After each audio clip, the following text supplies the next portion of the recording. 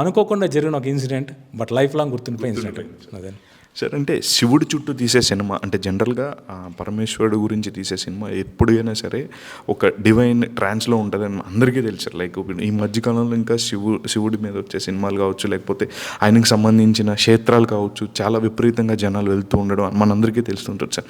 So ఇది ఆ వైబ్ని continue చేస్తారు. లైక్ ఎలాంటి ఒక సనాతన ధర్మాన్ని ఉండే సీన్స్ అంటే ధర్మం గురించి ఎవరో ప్రచారం చేయక్కర్లా, దైవం గురించి ఎవరో చెప్పక్కర్లేదు, తరతరాలు వాడికి అవి నేర్చుకుంటుంటారు. కానీ కొన్ని కథల్ని మర్చిపోతున్నారో లేక సరిగ్గా గుర్తులేని వాళ్ళకి చెప్పాల్సిన బాధ్యత కళాకారుల మీద ఉంటుంది. అటువంటి బాధ్యతని ఆయన నెత్తికి ఎక్కించుకున్నారు విష్ణు గారు.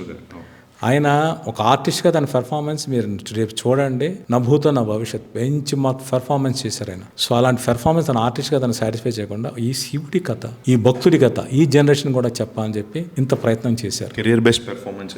అంతేకాదు, ఆయన ఇంకా రేపు చాలా గొప్ప క్యారెక్టర్ చేయొచ్చు, కానీ ఇది మాత్రం కన్నప్ప క్యారెక్టర్ ఫ్యూచర్లో ఎవరు చేసినా ఇది బెంచ్ మార్క్, దీన్ని దాటి చేయాలి ఎవరైనా సరే. ఆ విషయం పక్కన పెడితే మీరు తర్వాత చూడండి, ఈ సినిమా ప్రమోషన్ కోసం ఆయన స్టార్ హోటల్లో కూర్చొని ఇంటర్వ్యూలు ఇవ్వట్లా, ద్వాదశ జ్యోతిర్లింగ యాత్రలు తిరుగుతున్నారు. ఇప్పటికే చాలా జ్యోతిర్లింగ యాత్ర చేశారు. అంటే ఆయన శివుడి ఆశీస్సులు పొందడం కోసం, శివుడితో ఇంకొంచెం తెలుసుకోవడం కోసం ఆయన ప్రయాణిస్తున్నారు. సో ఇది ఆయన సినిమా ప్రచారం కోసం చేస్తుంది కాదు, ఒక భక్తుడిగా అందులో మమేకమై చేస్తున్న ప్రయాణం ఇది. మొన్న ఒక రోజు ఆయన అడిగినప్పుడు ఆయన ఒక మాట చెప్పారు సార్, ఈ సినిమా మొదలైనప్పటి నుంచి నాలో నేను చాలా మారిపోయాను, ఒక డిఫరెంట్ విష్ణువుని అయిపోయాను అని చెప్తున్నారు. అవును, అంటే అంతలా ప్రభావితం చేసింది. అంటే ఆ శివుడు అనేవాడు భోళా శంకరుడు. ఏమంటారు, విధి విధానాలతో పూజించే అర్చకులకి వశం అవుతాడు, ఏ నీతి నియమం ఏ విధానం పాటించకుండా పూజ చేసే వాళ్ళకి వశుడు అవుతాడు, దాసోగుడు అవుతాడు. అటువంటి మహాశివుడికి ఒక భక్తుడిలా ఉన్నప్పుడు విష్ణు గారి పాత్ర ప్రభావం కావచ్చు, తన ప్రయాణంలో తెలుసుకున్న విశేషాలు కావచ్చు, ఆయన అటు శివుడి వైపు మళ్లించింది.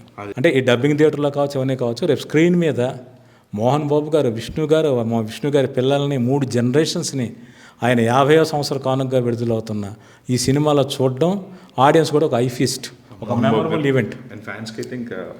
అవును, ఖచ్చితంగా. బిల్లా టైంలో మెహర్ రమేష్ గారితో చేస్తున్నారు. అండ్ అంటే నేను ఒక స్టోరీ విన్నాను సార్, అది నిజమో కదా మీరు ఒక చెప్పండి సార్, మీరు ఆ సినిమాకి వర్క్ చేశారు కాబట్టి.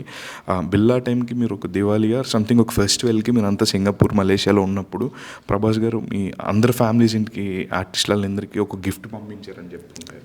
అవును, అంటే దీపావళికే వాళ్ళందరూ మలేషియా షూటింగ్లో ఉన్నారు. దీపావళి ముందు రోజు సాయంత్రం ఆయన పర్సనల్ డ్రైవర్ ఇంటికి వచ్చాడు, క్రాకర్స్, డ్రై ఫ్రూట్స్, స్వీట్స్ అన్నీ తీసుకొచ్చి ఇచ్చాడు. సో హ్యాపీ దీపావళి సెలబ్రేషన్ తన టీం అందరూ ఉండాలని. సో ఆయన ప్రతిరోజు ఆఫీస్లో లంచ్ అనేది ఒక విందు భోజనం. తర్వాత ఆయన డిస్కషన్స్కి వెళ్ళినప్పుడు, ఆయన గెస్ట్ హౌస్కి వెళ్ళినప్పుడు కూడా ఒక ఈవినింగ్ 6 నుంచి తెల్లారే ఒక 6 o'clock వరకు నడుస్తూ ఉండేది పార్టీ. సో అప్పుడు ఎన్ని రకాల ఫుడ్స్ ఉంటాయి అన్నీ పెడతాడు, కథ డిస్కషన్ నడుస్తూ ఉంటాయి, ఇన్ని నడుస్తూ ఉంటాయి.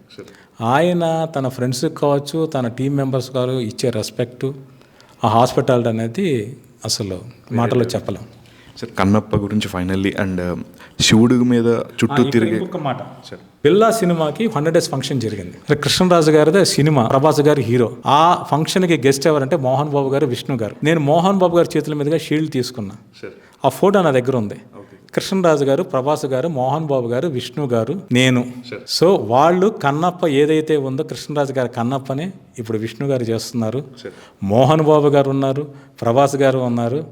సో బిల్లా నుంచి కన్నప్ప అనే ట్రావెల్కి అనుకోకుండా జరిగిన ఒక ఇన్సిడెంట్, బట్ లైఫ్ లాంగ్ గుర్తుండిపోయే ఇన్సిడెంట్ అదే సార్. అంటే శివుడి చుట్టూ తీసే సినిమా అంటే జనరల్గా పరమేశ్వరుడు గురించి తీసే సినిమా ఎప్పుడైనా సరే ఒక డివైన్ ట్రాన్స్లో ఉంటుందని అందరికీ తెలుసు. లైక్ ఈ మధ్యకాలంలో ఇంకా శివుడి మీద వచ్చే సినిమాలు కావచ్చు, లేకపోతే ఆయనకు సంబంధించిన క్షేత్రాలు కావచ్చు, చాలా విపరీతంగా జనాలు వెళ్తూ ఉండడం మనందరికీ తెలుస్తుంటుంది సార్.